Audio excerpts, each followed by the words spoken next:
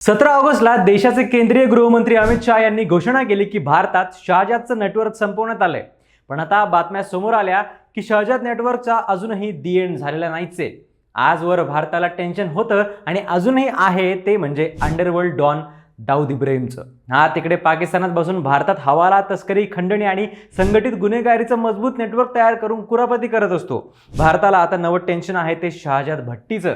तो दाऊद सारखं काम करत नाही, करतं तर सोशल मीडियाच्या माध्यमातून भारतातल्या तरुणांपर्यंत पोहोचतोय आणि त्याचं नेटवर्क खूप स्ट्रॉंग करतोय. पण नेमकं कसं हे तुम्हाला माहिती असलंच पाहिजे, म्हणून हा व्हिडिओ शेवटपर्यंत पहा. नमस्कार, मी संकल्प पाटील आणि तुम्ही बघताय लगाव बत्ती. 16 मार्च 2025 ची गोष्ट आहे. पंजाबमधल्या जलंधर इथे राहणाऱ्या युट्यूबर नवदीप सिंग संधूच्या घरावर ग्रेनेड फेकण्यात आलं. NIA तपास सुरू केला तेव्हा या हल्ल्याची जबाबदारी कोणी घेतली तर पाकिस्तानात बसलेल्या शहाजाद भट्टीने. पाकिस्तानात बसून तो असे गुन्हे करतो कसे, तर त्याचं भारतातलं नेटवर्क त्याला मदत करतं. हे सगळं नेटवर्क चालवण्यासाठी त्याचे 3 महत्त्वाचे मेंबर त्याला मदतीला असतात. एक म्हणजे गँगस्टर जाफर सुपारी, जो की बलुचिस्तानमध्ये बसून सोशल मीडियाच्या माध्यमातून भारतातल्या तरुणांची भरती करतो. दुसरा बलुचिस्तान स्थित गँगस्टर फारुख खोखर, जो की शस्त्रांचा सप्लाय करतो. शहाजाद भट्टी फारुखच्या मदतीने टीममधल्या लोकांशी कोऑर्डिनेट करतो. तिसरा शनी टायगर, हा पाकिस्तानी गँगस्टर, तो शस्त्र पुरवठादार आणि भारतातल्या तरुणांचं ब्रेन वॉश करण्यात माहीर आहे. या तिघांशिवाय भट्टीकडे अजून 15 साथीदार आहेत जे वेगवेगळ्या क्षेत्रात तज्ज्ञ आहेत. कोणी सोशल मीडियात स्पेशलिस्ट आहे, तर कोणी शस्त्रांचा सप्लाय करतं, कोणी नवीन मुलांची भरती करतं, तर कोणी त्या तरुणांचं ब्रेन वॉश करतं. या सगळ्यांच्या मदतीने भट्टी सोशल मीडियाच्या माध्यमातून भारतातल्या तरुणांपर्यंत पोहोचतो. याचं डी गँगपेक्षा वेगळेपण म्हणजे भारतात ते कोणताही मोठा प्लॅन करत नाही, तर सोशल मीडियाच्या माध्यमातून जाळं पसरवत लहान लहान हल्ले करून दहशत पसरवण्याचं काम करतात.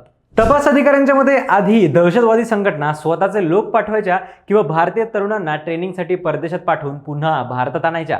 या प्रक्रियेत अनेक धोके असतात, पण आता त्याऐवजी त्यांनी मोड्स ऑपरेंडी बदलली आहे. देशातल्याच असंतुष्ट तरुणांचा वापर करणं त्यांच्यासाठी अजून सोपं झालंय आणि त्यांना त्याचा फायदाही मिळतोय, कारण अशा तरुणांना ट्रेनिंग देण्याची गरज कमी असते आणि ते पकडले गेले तरी त्यामागच्या नेटवर्कपर्यंत पोहोचणं हे पोलिसांसाठी अवघड होऊन बसतं. आता हाच मुद्दा थोडा डिटेलमध्ये समजून घेऊयात. हे नेटवर्क चालवण्याची एक ऑपरेंडी आहे, ती कशी काम करते ते बघा. हे ऑपरेशन 6 स्टेपमध्ये काम करतं.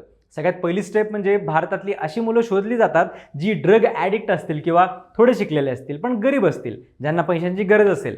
दुसरी स्टेप म्हणजे या मुलांना पैसे पुरवून त्यांना रेकी करण्याची, सिम कार्डची व्यवस्था करण्याची कामं दिली जातात. ड्रग ॲडिक्टला 2 ते 5 हजार रुपये दिले जातात आणि त्यांच्या नावाने सिम कार्ड घेतले जातात. तिसरी स्टेप म्हणजे एखाद्या छोट्या दुकानातून CCTV कॅमेरे खरेदी करण्याचं काम दिलं जातं. चौथी स्टेप म्हणजे पाकिस्तानातून सांगितलं जातं त्या भारतातल्या ठिकाणी CCTV कॅमेरा लावला जातो. 5वी स्टेप म्हणजे CCTVला सिम कार्ड जोडून पाकिस्तानचा हँडलर त्याचा ॲक्सेस घेतो. 6वी स्टेप म्हणजे हल्ला करण्यासाठी मुलं तयार केली जातात. यानंतर ठरलेल्या ठिकाणी आणि ठरलेल्या तारखेला अटॅक केला जातो.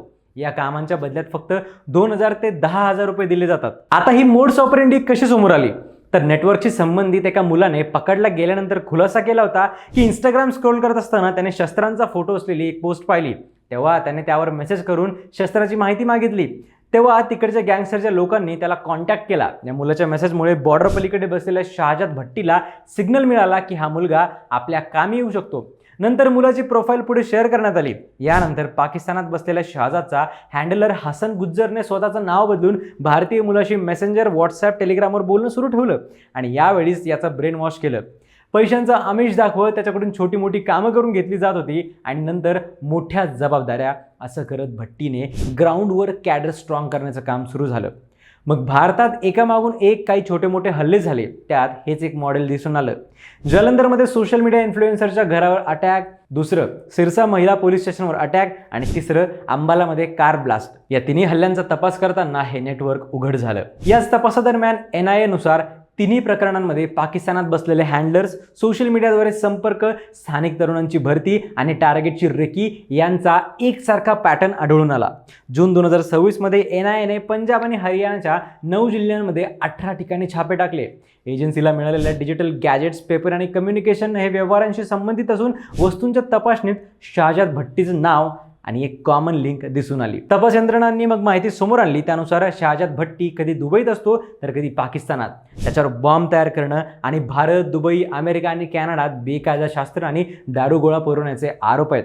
आता त्याच्यावर युट्यूबर संधूच्या घरावर झालेल्या ग्रेनेड हल्ल्यात सहभाग असल्याचा आरोप नव्याने ॲड झालाय. नोव्हेंबर 2024 मध्ये मुस्लिमांविरोधात कथित वक्तव्य केल्याच्या कारणावरून अभिनेते मिथुन चक्रवर्ती यांना धमकी आलेली. त्यामागे ही भट्टीच असल्याचं समोर आलं होतं. आता भारतात भट्टीचं नेटवर्क संपवल्याचा दावा करण्यात येतोय. भारत सरकारने देशातल्या 14 राज्यांमध्ये 200 लोकांना ताब्यात घेऊन नेटवर्क संपवलं असं म्हटलं जात आहे. पण दुसऱ्या बाजूला असाही दावा होतोय की त्याचं नेटवर्क इंस्टाग्रामवर ऍक्टिव्ह आहे. काही आयडी भारतात दिसत नाहीत, पण भट्टी आयडी बदलून भारतात आपलं सोशल मीडिया अकाउंट ऍक्टिव्ह ठेवण्याचा प्रयत्न करतोय.